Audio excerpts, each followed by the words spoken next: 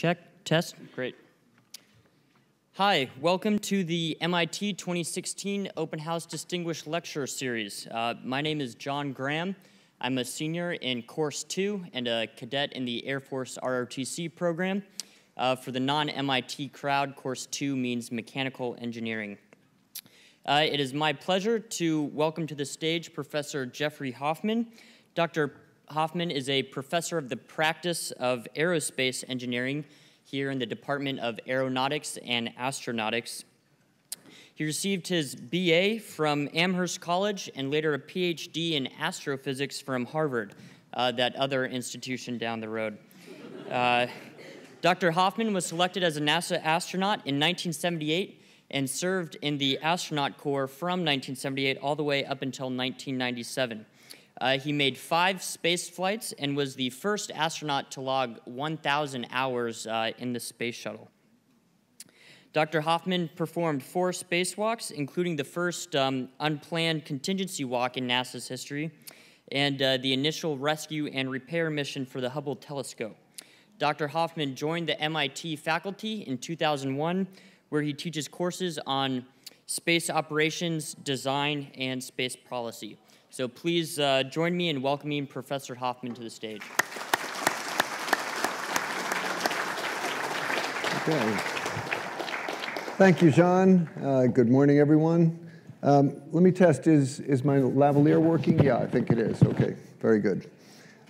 Just in case I want to walk around. So, yeah, I did get my PhD at Harvard, but I should mention that there is joint registration, and even back then I saw the value of MIT because I took several courses down here as a graduate student.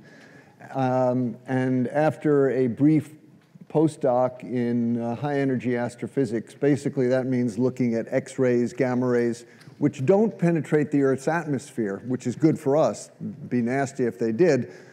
But they've got a lot of information that astronomers are interested in, and so we have to observe them by putting telescopes above the atmosphere. So I was involved in space from an early time in my career, even as a scientist, sending X-ray telescopes up in balloons, sounding rockets, and satellites.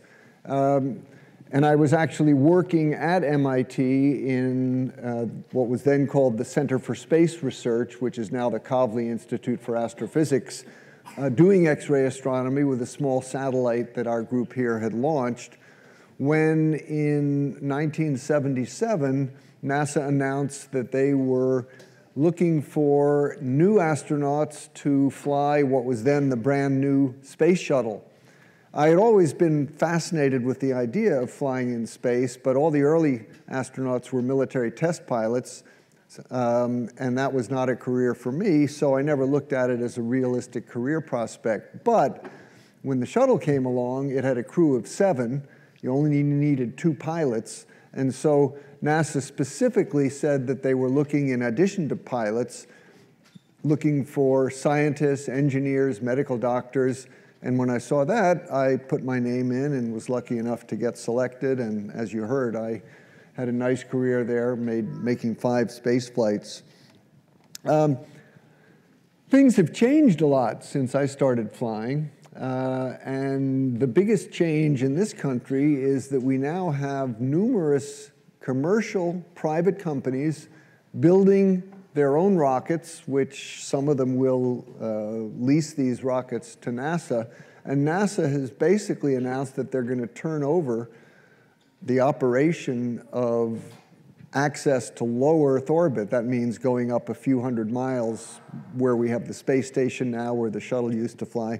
But they're going to turn it over to private industry and concentrate more on exploring beyond Earth orbit. With all of these commercial operations, there's been a lot of talk of private citizens having the opportunity to go in space, as you see up here. Space tourism. Well, just the concept of space tourism, you have to get over the giggle factor, right? I mean, when I was a kid, I could cut out a little coupon from one of my comic books and send it in and reserve a flight on Pan American's moon shuttle. Well, of course, Pan American isn't flying anymore, and I don't think that coupon would have been very valuable. No, all of my flights were aboard the space shuttle. And just to remind you, because we won't be seeing this magnificent vehicle flying anymore. Whoops.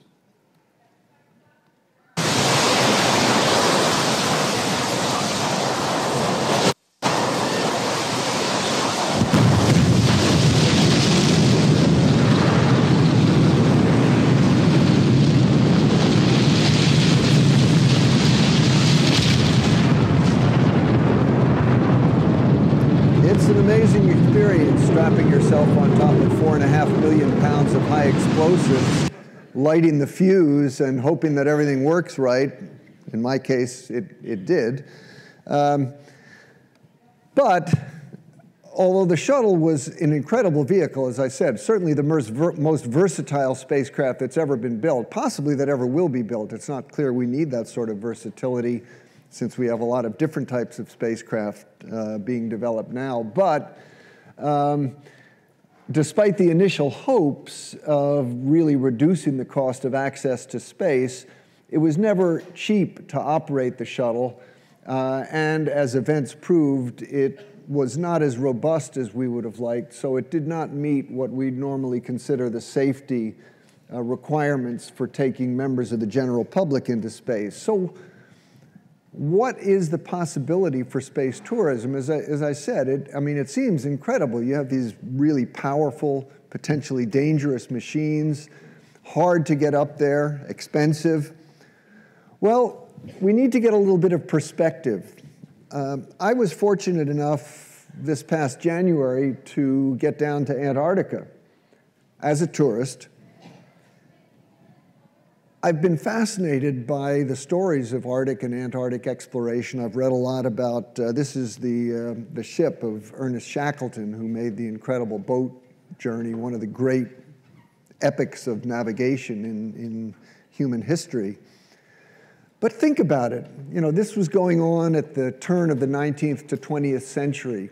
If you had told Shackleton or any of the other great Arctic or Antarctic explorers, Scott, Amundsen, Nansen, that someday we would have a permanent scientific base set up at the South Pole, they'd have laughed in your face and said, "You're absolutely crazy."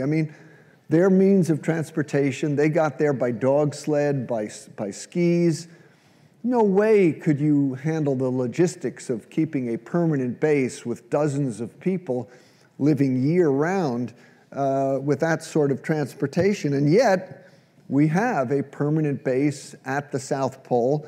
And even more amazingly, and again, Shackleton and his colleagues would have laughed if you had said that tourists would be able to go to the South Pole. But they do. It's not cheap, but you can do it. What made this possible was developments in transportation. It was the Admiral Byrd and some of his colleagues who pioneered the use of air travel in Arctic regions, made it possible for logistics and large numbers of people to support these operations all the way down at the South Pole. So what's happening in space? As I said, the space shuttle is not going to be the vehicle to take tourists. It has been retired. In 2001 was its 135th and final flight. If I had to point to the two lasting physical legacies of the shuttle, and there are many others because we got a tremendous amount of experience out of it and how to operate in low Earth orbit. But the physical legacies are, first of all, the Hubble Space Telescope. That's me up there sort of hanging out in space. It was an extraordinary adventure, both as an astronomer and an astronaut, putting my two hands on the Hubble telescope and fixing it. And it's still up in great shape, still going strong. And the other legacy is the International Space Station. More or less the last 10 years of shuttle operations were pretty much devoted to building the International Space Station. After the construction was complete, the shuttle, as I said, was retired. You can see some of the shuttles in the various aerospace museums in Washington and Los Angeles, down in Florida, and up in New York. So in the interim, we had hoped that there might be a new U.S. Human-carrying rocket ready to go when the shuttle retired, and for various reasons, which I don't have time to go into, we did not succeed in doing that. And so we turned to our space station partners in Russia. Now, interestingly, when we talk about space tourism, the Russians had been taking very, very wealthy tourists into space since about the year 2000 for tens of millions of dollars. Not exactly the kind of tourism that's open to the general public, but nevertheless, they started it. So NASA, once the shuttle was retired, NASA started buying seats from the Russians. Of course, NASA being NASA has to pay more than the average tourist because there's much more paperwork involved and training and the like. But in any case, the critical thing that was announced by President Obama back in 2010 was that NASA, as I mentioned before, is going to turn over transportation to low Earth orbit to private industry. What made it possible for him to say something like that? I mean, what makes us think that private industry can actually handle this? Well, it's because there had been a lot of activity by companies like SpaceX, which hopefully most of you have heard of. This has certainly gotten the most coverage. Elon Musk, of course, made his money in PayPal. And he's one of a generation of billionaires. It's an interesting time. We have a generation of billionaires who are space nuts. I think Musk flew model rockets when he was a kid. Now he's building real rockets. He found out it's not so easy. It's rocket science. That's why we call it rocket science. His first attempt with the Falcon 1 rocket failed 3 times in a row. He nearly went bankrupt before, on his fourth try, they finally got into orbit. How do you demonstrate the safety and reliability of your rockets? Well, you can do all the calculations you want, but it's only by flying them and showing that they work that you really convince people that you can do this sort of thing safely. And that's what he's been doing now with a larger version of the rocket called the Falcon 9, which he got a contract basically with NASA to deliver cargo to the International Space Station. In the early days of the space station, cargo was delivered by the Russian Progress module, by the European ATV module, by the Japanese HTV. Falcon 9 was the first private company that was able to do this. The main part of SpaceX business with these Falcon 9 rockets, of course, is not supplying the space station, it's launching satellites. That's the big business in rocket launching. And what Musk was able to do was to modify the manufacturing process for rockets, set up an assembly line. They turn out rocket engines like General Motors turns out Chevy engines. And he's brought the cost down to less than a half, almost down to a third of what other rocket companies charge to send satellites into orbit. So much so that the Russians have complained about the competitions. Even the Chinese have complained about unfair competition. And when the Chinese complain about unfair competition, you must be doing something right. But basically, we're still stuck in a rut. We are still flying Wernher von Braun's rockets. Here's a V2, just to remind you. Way back in the 1940s as part of World War II. Fuel, oxidizer, rocket goes up. There's von Braun with some of the German army officers. But the point of these rockets is every rocket we've built since is a one-off rocket. You launch it, it falls in the ocean. with the shuttle, we were able to reuse most of it, but it was never really cheap. What Musk has been trying to do, as well as some other people who I'll mention a little later, is to fundamentally change the technology of rocket flight and make as much as possible of the rocket reusable, especially the first stage, which is the biggest part.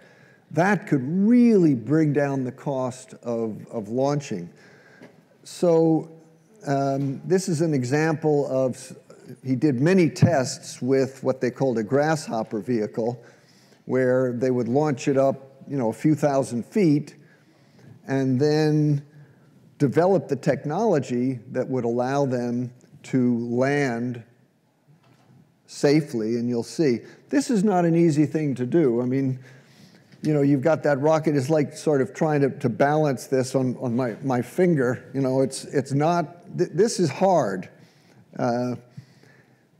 They demonstrated over and over that they could do it. Now, what they had to do eventually was to land on the water, but they made several successful landings on a landing pad on the ground. Why did that stop? There we go.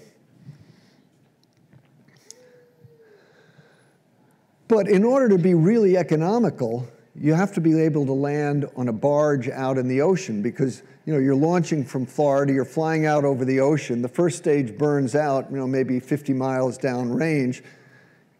It would take much too much propellant to fly all the way back. So what you have to do is land the first stage on a barge in the ocean, which turns out to be a lot harder. Things are rocking back and forth. And he had quite a few dramatic failures. As I say, it's not easy trying to balance that long, big thing, and here they didn't quite make it. He did land on the barge, but not successfully. However, that was just the first stage. The second stage went up, and he has been running successful cargo resupply operations to the International Space Station. The Dragon capsule goes up, gets in the vicinity of the station. The robotic arm is operated by the astronauts. They capture the Dragon, bring it in, unload it. And the unique thing about the Dragon, compared to all the other supply vehicles, is that it was designed to re-enter the atmosphere safely, because it's ultimately been designed to carry humans. And this is an extraordinary accomplishment, because up to this point, only 3 nations had been able to do this. The National Space Agency, the US, the Russians, and the Chinese. And now we have a private American company that has successfully recovered capsules from orbit. And so they've developed the Dragon 2 version, which is human-rated, and SpaceX, also Boeing, have contracts with NASA, not just to deliver cargo, but as soon as they've demonstrated sufficient safety of the operations, they will start carrying NASA astronauts up to the International Space Station. They'll go up and they'll dock.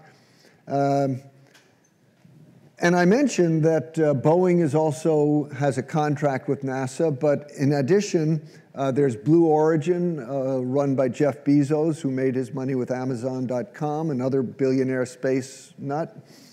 Sierra Nevada is developing a winged vehicle. They have a contract with NASA, currently just for cargo delivery, but eventually they want to take people. Now, if you're going to take people into space, never mind just tourists, but anybody, including NASA astronauts, there are certain safety requirements. The one thing that we never had on the shuttle, because originally people were saying that the shuttle was so safe that you didn't need an escape system. I don't think we'll ever make that mistake again. What happens if you're sitting on the launch pad and the rocket catches fire or there's a danger of an explosion? You need an escape system. And this is what SpaceX has demonstrated. So what you're going to see here is a simulation of a launch pad emergency. The escape rockets are going to push the capsule off the pad. They fire for about 5 seconds, and then you get safely lowered into the ocean on parachutes. 5, so you'll see this. 4, 3, 2, 1. And we have ignition. The Super Dracos have ignited and are pushing. This will give you a nice G loading, you know, up to 10 Gs or so. It only burns for 5 seconds, and it takes you several thousand feet up into the air. So it's quite a ride. Now the capsule separates. Start deploy. Dragon is tumbling as planned. The drogue chute has deployed. And as you can see, it's a pretty rough ride. On the other hand, it's better than the alternative, right? So finally it stabilizes. It's hanging from the parachutes and headed down, you know, a mile or so out into the Atlantic Ocean, where the crew presumably will be safely recovered. There was no crew in this initial test, of course, but there it is splashing down. And we have splashdown. So SpaceX has kept at it, and they finally, they actually had a rocket explosion a year or so ago, but they now have had a completely successful launch up to the International Space Station, and they managed to recover the first stage on the ground, and I'll show you that.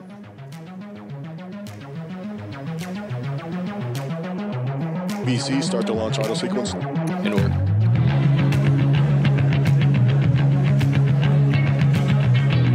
Prop, confirm you're ready for engine chill in 30 seconds. Prop is ready for engine chill.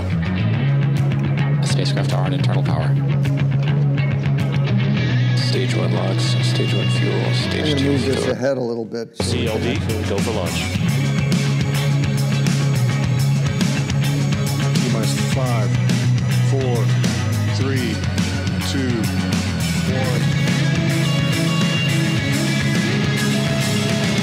We have liftoff of the Falcon 9.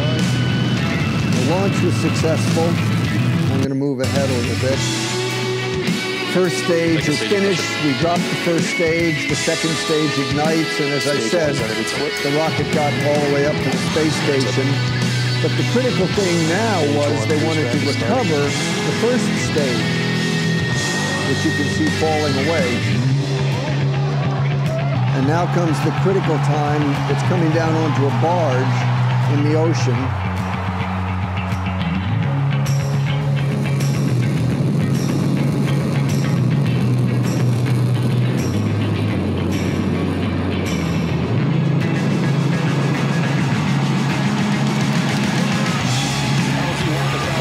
Everybody else is clapping, so go for it.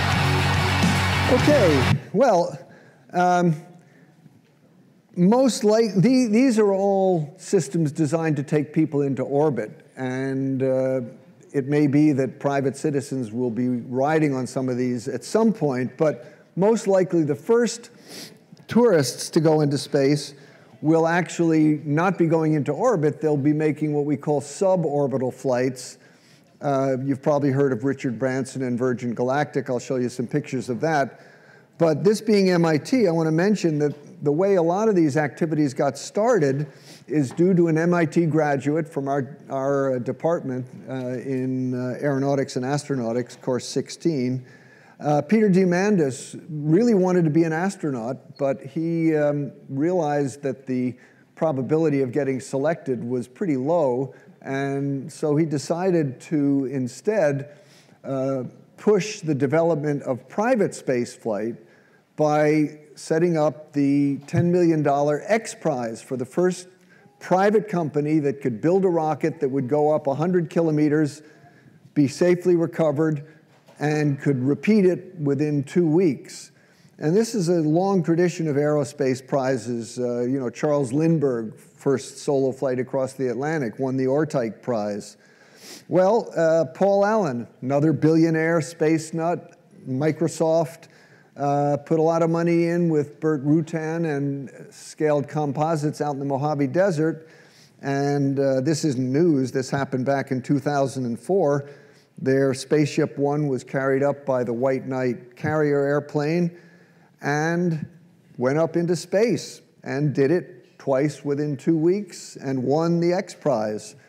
And Spaceship One is now hanging in a place of honor in the Air and Space Museum in Washington, D.C., next to Charles Lindbergh's Spirit of St. Louis, also the Bell X-1, which Chuck Yeager used to break the sound barrier. So lots of celebrations, and you recognize the guy on the right-hand side there who figured that there's money to be made here. And so Richard Branson founded Virgin Galactic. They built a much larger version capable of carrying a larger number of people, the Spaceship Two, White Knight II carrier aircraft. You're probably aware that a little over a year ago, they did have a tragic accident on one of the test flights. One of the pilots was killed. Branson had to make a decision whether or not to continue, and luckily he has deep pockets, decided to go on. They have rebuilt the Spaceship Two and are starting test flights again. Don't know when they'll take their first paying passenger. He said back in 2004 when he announced this, he figured it was going to be 3 or 4 years before they started taking paying passengers, but rocket science is a lot harder than he originally thought, but he's persevering. What are you going to do if you sign up for one of these flights? Well, first of all, you have to write a check for $250,000, which is not cheap, but it's a lot less than the $50 million you have to pay the Russians to go up in their Soyuz capsule. Of course, you don't get quite as long a flight. You will go through centrifuge testing. It's an interesting question. Can members of the general public tolerate the sort of G loads that astronauts are used to doing? And the answer seems to be, by and large, yes. When you get your flight, you'll, after pulling about 6 Gs for a short time to get yourself going up, you'll then zoom up above the atmosphere, above 100 kilometers. You'll have a weightlessness for 5 minutes, like we do as astronauts. Great view out the window. See the curvature of the Earth. Notice how thin the atmosphere looks when you're looking at it from up there. That thin blue line. We don't see the blue sky today, but just think, you go out on a typical sunny day and you look up at what we would say the big blue sky. I mean, it's like a cliche in our language. The sky is not so big when you look at it from the space perspective. The other thing, of course, is that you'll experience the total lack of any sense of up or down, which is the characteristic of weightlessness. And it's a remarkable experience. One of the things that we talk about a lot, but you can't really describe the interior feeling when your body loses all its weight. It's something that is so extraordinary and pleasurable that I'm convinced that once the first tourists come back with their traveler's tales, you're not going to be able to keep people away. And there's other companies building opportunities. X-Corps, building a special space plane.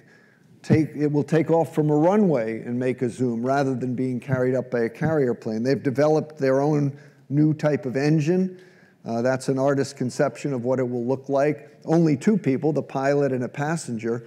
They'll do it for much cheaper than Virgin Galactic, only $150,000 rather than $250,000.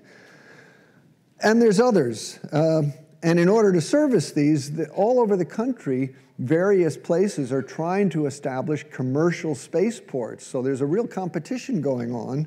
And of course, competition ultimately lowers prices. The biggest one, other than the Kennedy Space Center at Cape Canaveral, which is converting over to commercial operations, is the Spaceport America outside of Las Cruces, New Mexico. When I first saw this artist's conception, I thought, no way are they actually going to build something like this, and yet they've done it.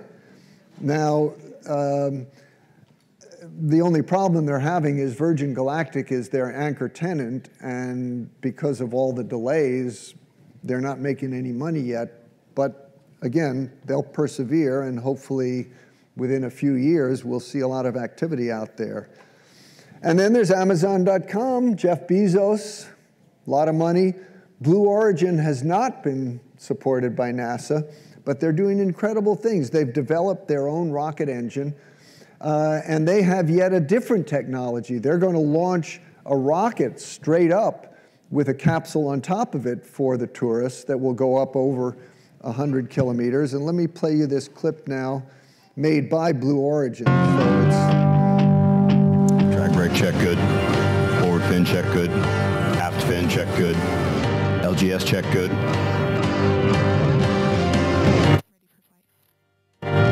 T-minus 10 seconds. 6, 5, 4. Command engine start. 2, 1. Ignition. And liftoff.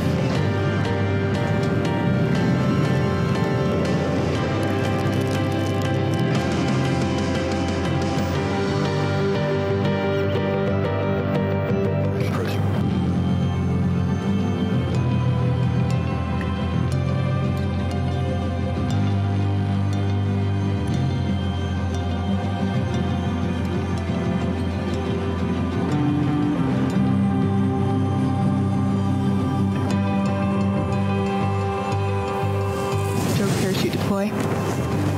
Main parachute deploy. Touchdown.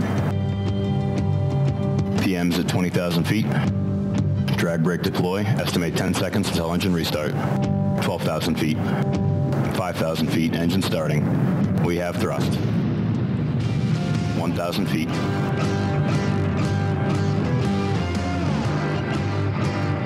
LGS deploy. 50 feet, 7 feet per second.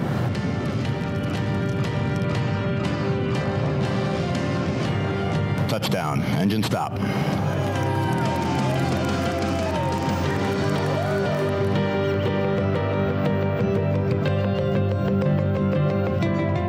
Perfect landing. We made history today.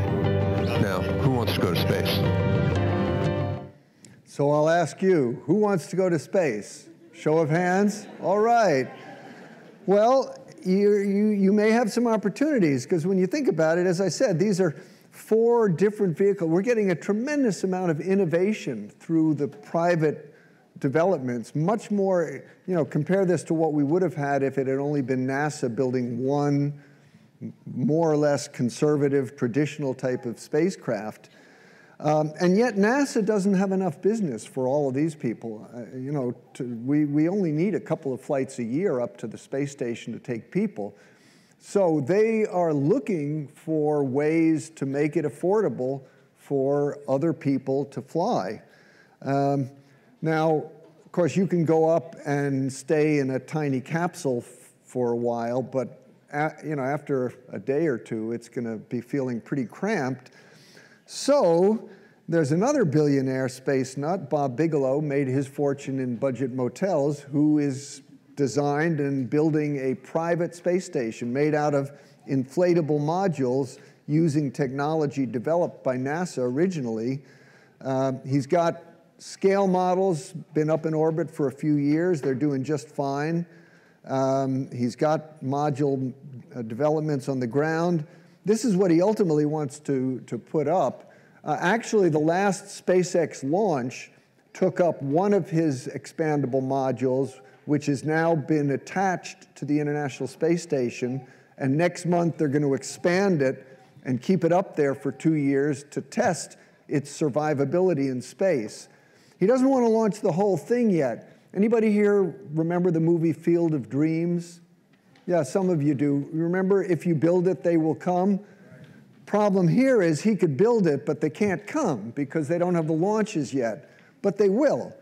And so now I want you to kind of put yourself in the position of a space tourist. You're up there, and you're going to be up for a week, have all sorts of opportunities to play in weightlessness, the cool things that astronauts do.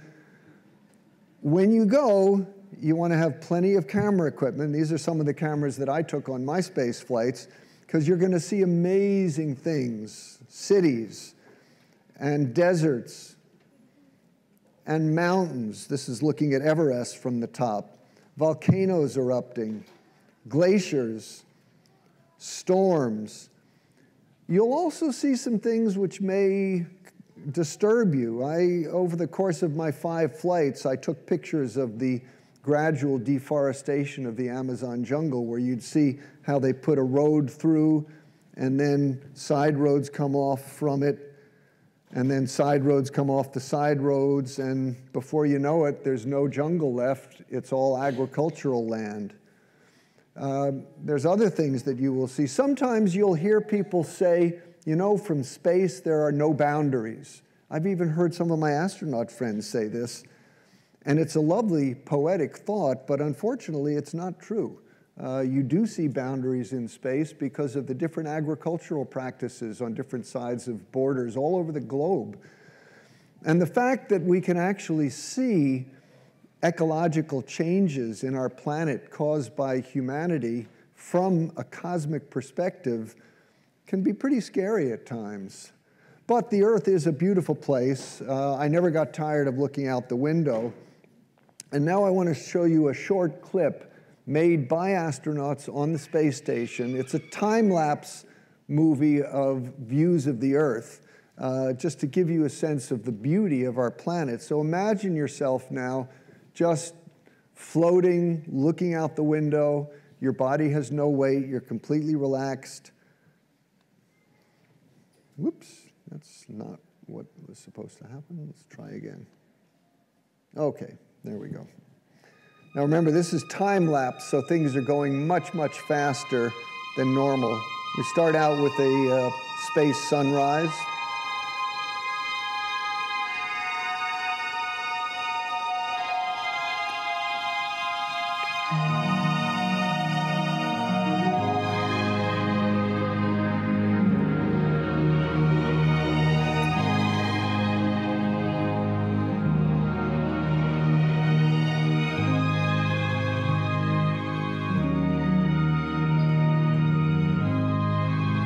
There's a volcano.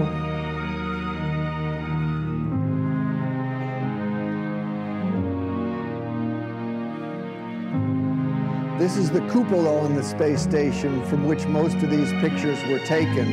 You can see in the upper right the sun is gradually setting, although in space it sets very fast. And the Earth at night is just breathtaking. There's a layer in our atmosphere about 60 miles up which glows at night. It's excited during the day by the sun's ultraviolet radiation, and it gives off that very subtle glow. There's a halo which surrounds our planet, and then we see the aurora. Sometimes you actually fly right through it.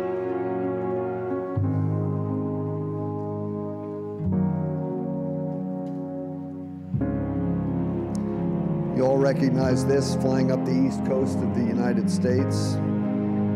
Just coming up to Boston now. And way up in the north, you can see the aurora. And now we're starting to see one of the other truly spectacular sights from space, which is lightning storms, which from the top was the most incredible light show I've ever seen.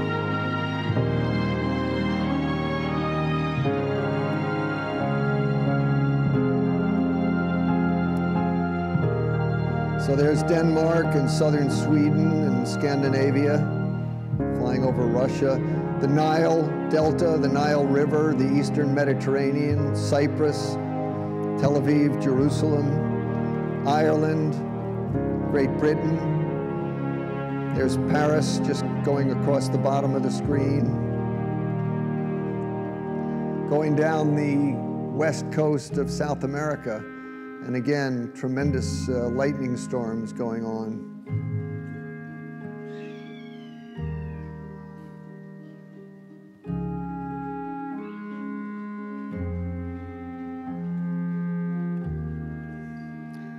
And finally, I really enjoyed looking at the stars from space. You'll see an image of that pretty soon.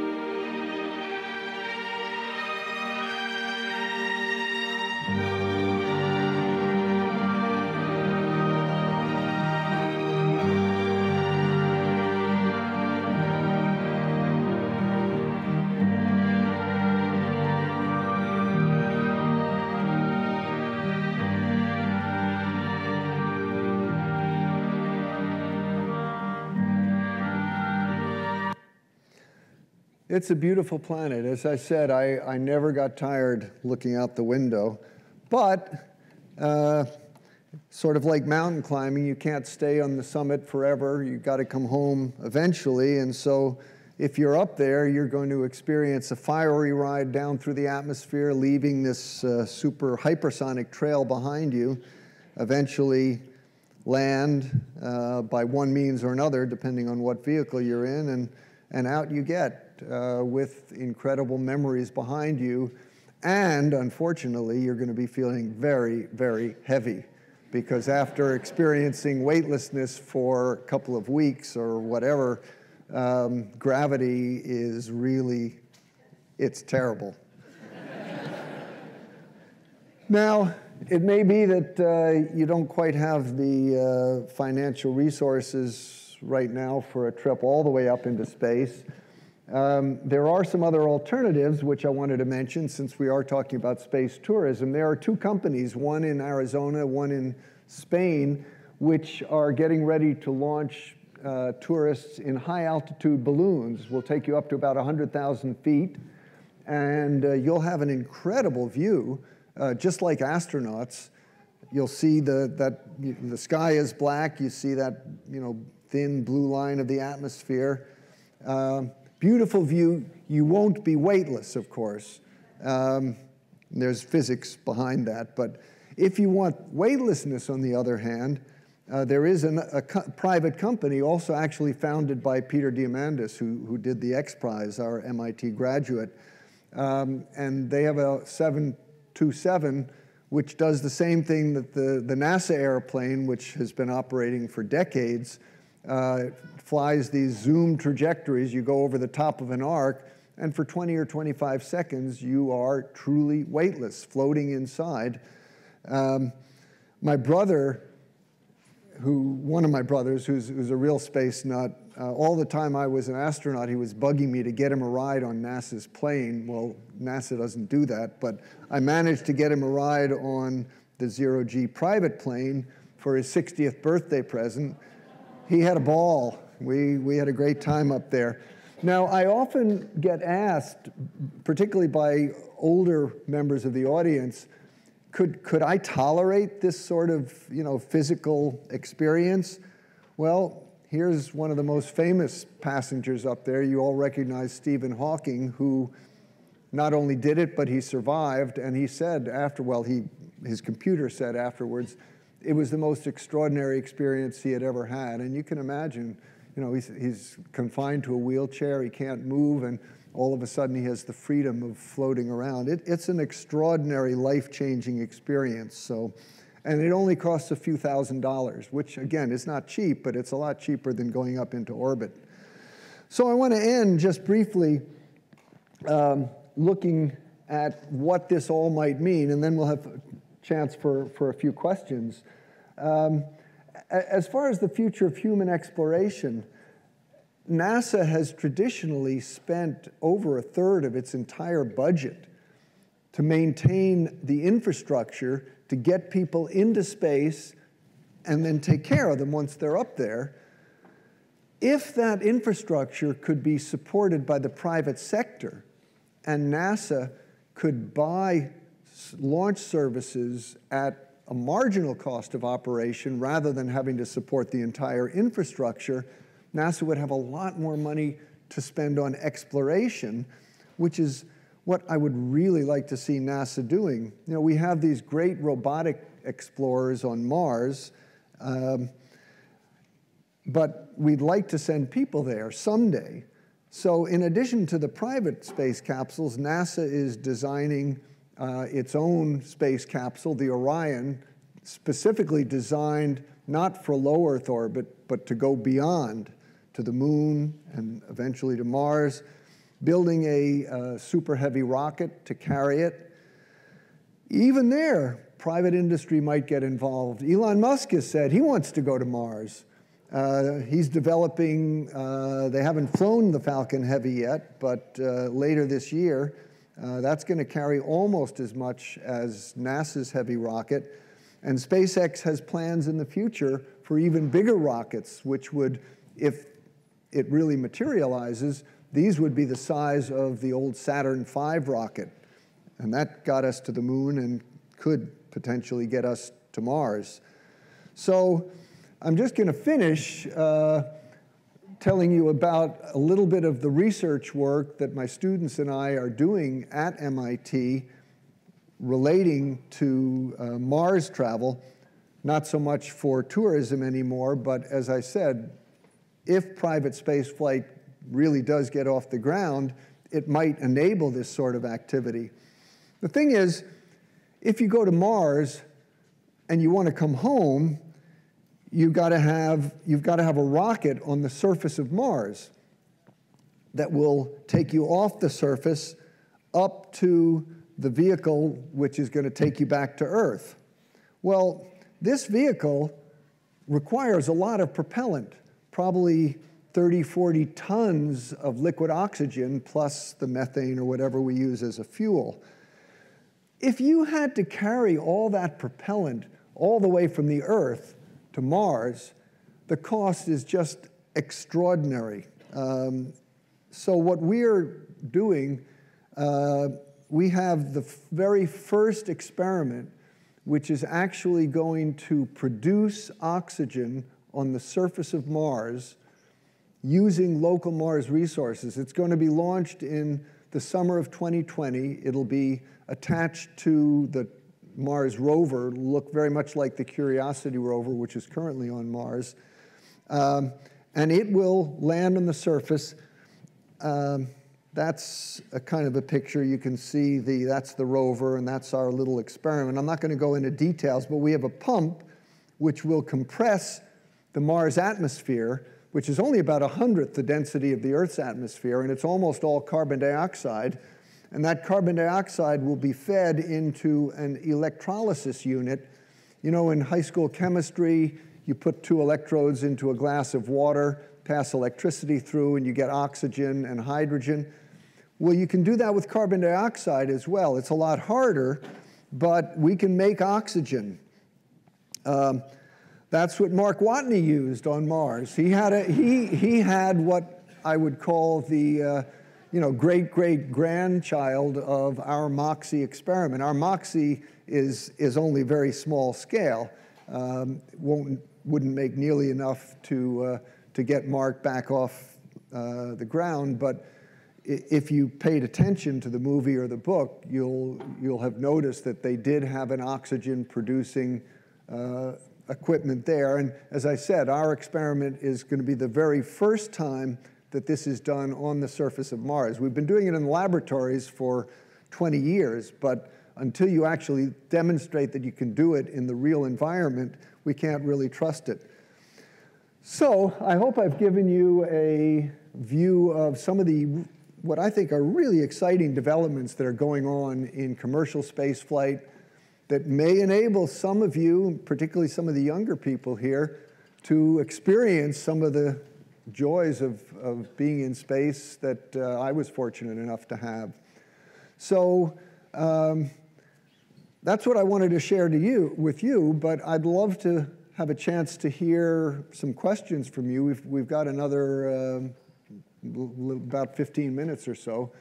So if you want to ask a question, raise your hand and I'll call, and then I'll repeat the question so everybody can hear. So, yes, sir. Is there a way, like in the future, there can be colonies in space? There will be colonies you're asking about? There's been a lot of work on colonies in space. The life support system that would be required to take care of large numbers of people would be a big challenge. I don't think there's anything technically impossible, but it would certainly be extremely expensive, and whether anybody actually wants to do that, we'll just have to see. It's hard to project, 1,000 years from now, who knows what will be going on. It certainly is technically possible, and there have been many studies of space colonies. Yes, and please speak up so I can hear you. What's the primary objective of your exploration to Mars? What's the what? Primary objective of Mars exploration? The primary objective of what we're doing on Mars with that MOXIE experiment is, as I said, to to demonstrate that we can really make oxygen on the surface of Mars, because ultimately, if we ever want to send people there, or maybe even to send a sample robotically back from Mars, it becomes much more affordable if we don't have to carry everything with us, but if we can actually use the local resources. If you think about it, you know, in the history of human exploration, explorers learn how to live off the land. You don't carry everything with you. While you're in the ship going across the ocean, sure, you need to have stuff with you, but once you get to wherever you're going, hopefully you find fresh water. Of course, they don't have a problem with oxygen. We have that in the atmosphere. But that's the idea, is to reduce the cost of exploration by using local resources. Yes? So from your opinion, when we send a human to Mars? The question is, in my opinion, when will we send humans to Mars? And I have to answer, I don't know. NASA is saying they would like to do it sometime in the 2030s, but I have to be honest and say that the cost of going to Mars is greater than what NASA has in its budget right now. So I'm concerned that unless something radically changes, you know, we're not going to get there for the foreseeable future. I hope I'm wrong. Yes? Could private industry collaborate with NASA? And yeah, that's the one hope. And you've been seeing examples here. These are examples of public-private partnership which are dramatically reducing the cost of getting into space. And that's what that's I think the hope that maybe that will change things. Yes?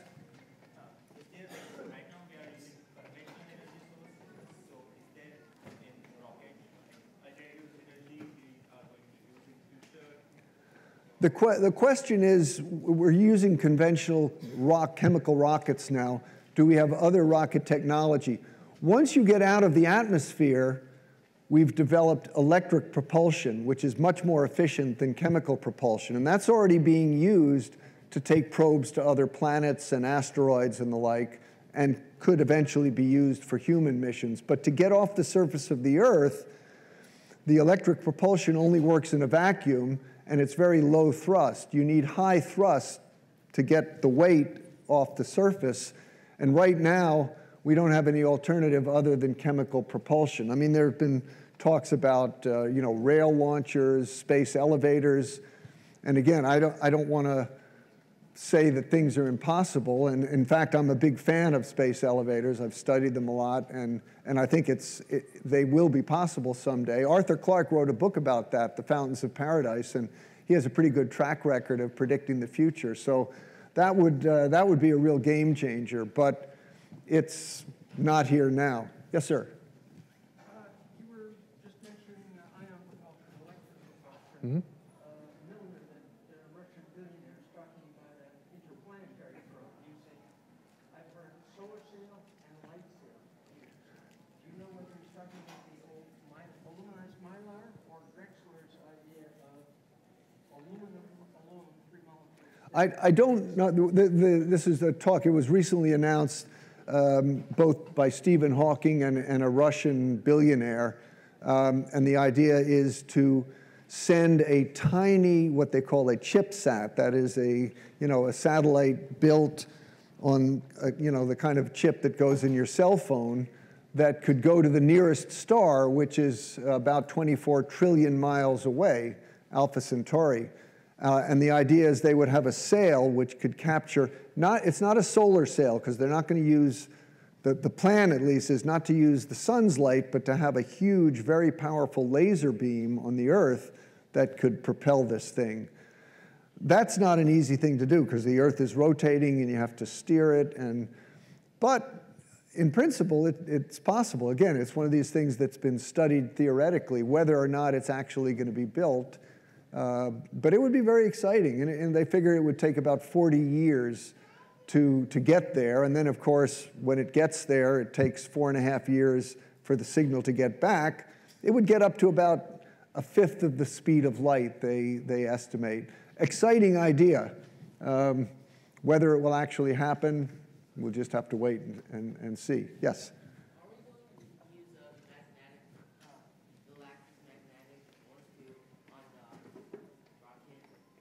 The question is, what about magnetic force on rockets? There have been ideas of using what they call magnetic rail guns, that they use magnetic fields to accelerate things very fast.